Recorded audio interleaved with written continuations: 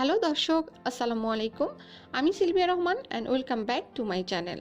আশা করছি সবাই ভালো আছেন এবং নিরাপদে আছেন। আবারও যথাসময় আপনাদের সামনে চলে এসেছি নতুন আরেকটি রেসিপি নিয়ে। আর আজকের এপিসোডে থাকছে মুগ ডাল দিয়ে গরুর মাংসের রেসিপি। আসছে কোরবানি ঈদে প্রত্যেক বাড়িতেই ঈদের পর কম বেশি গরুর মাংস থাকবে। আর প্রত্যেক গৃহিণী চেষ্টা করবেন গরুর মাংসের ভিন্ন ভিন্ন রেসিপি করে পরিবারের সবাইকে খাওয়াতে। আর আজকের ভিডিওটি আমার ওইসব গৃহিণীদের জন্য যারা গরুর মাংসের নতুন কোনো রেসিপি খুঁজছেন। আশা করছি রেসিপিটা আপনাদের ভালো লাগবে, তাই একবার ট্রাই করে দেখতে পারেন। তাহলে চলুন রেসিপিটি শুরু করি। প্রথমে হাফ কেজি গরুর মাংস ভালো করে ধুয়ে পানিটা ঝরিয়ে নিয়েছি।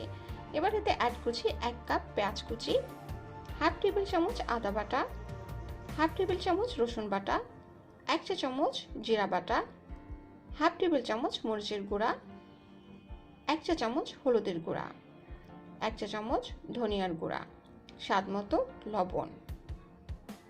এবার সব কিছু ভালো করে মিশিয়ে নিয়ে প্রায় 30 মিনিট ম্যারিনেট করে রাখবো।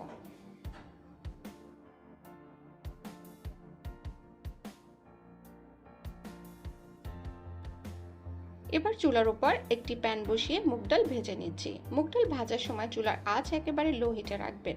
হাই হিটে রাখলে ডাল পুড়ে যাবে, আর ডাল পুড়ে গেলে খেতে একদমই ভালো লাগবে না। আর এই সময় অনবরত নেড়েচেড়ে ডাল ভেজে নেবেন।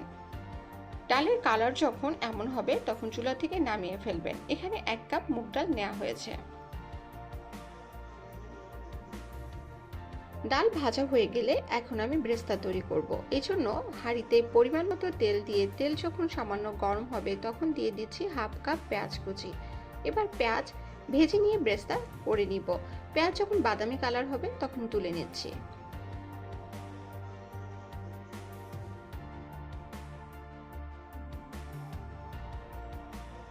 এখন একই হাঁড়ির তেলে দিয়ে দিচ্ছি 2টি দারুচিনি, 5টি লং, কালো গোলমরিচ 8-10টি, এলাচ 6টি, তেজপাতা 3টি। তেজপাতাগুলোকে আমি এভাবে কেটে নিয়েছি।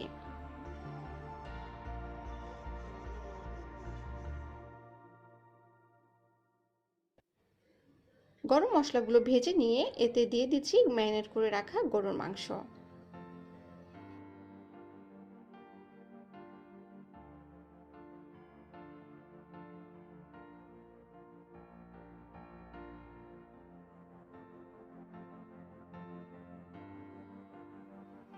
এবার গরুর মাংস কিছুক্ষণ কষিয়ে নিয়ে ঢাকনা দিয়ে দিব, আর ঢাকনা দিয়ে গরুর মাংস সিদ্ধ করে নিব। ফিরে এসেছি 20 থেকে 25 মিনিট পরে। মাংস প্রায় সিদ্ধ হয়ে গিয়েছে, আর এই মাংস সিদ্ধ করতে আমি কোনো পানি ব্যবহার করি নাই। ঢাকনা দেওয়ার ফলে মাংস ও মশলা থেকে যে পানি বের হয়েছে তাতে মাংস সিদ্ধ হয়ে গিয়েছে। আপনাদের যদি মাংস সিদ্ধ হতে পানি প্রয়োজন হয় তাহলে গরম পানি অল্প অল্প করে দিয়ে সিদ্ধ করে নেবেন। এবার দিচ্ছি ভেজে রাখা মুগ ডালগুলোকে। মুগ ডালগুলো আমি 20 মিনিট পানিতে ভিজিয়ে পানিটা ঝরিয়ে নিয়েছিলাম।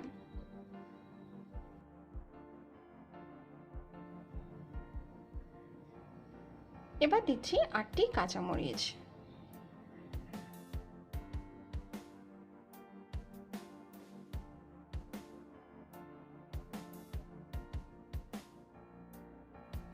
এবার মুগ ডাল কষিয়ে নিয়ে দিয়ে দিচ্ছি 1 কাপ গরম পানি।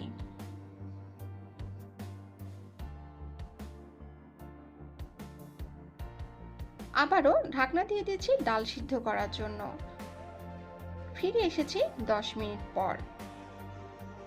এবার আরো 3 থেকে 4 মিনিট জাল দিয়ে নিব।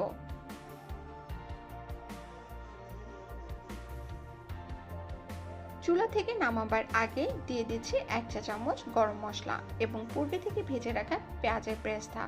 গরম মশলা অবশ্যই দিবেন, তাতে করে সুন্দর একটা ফ্লেভার আসে।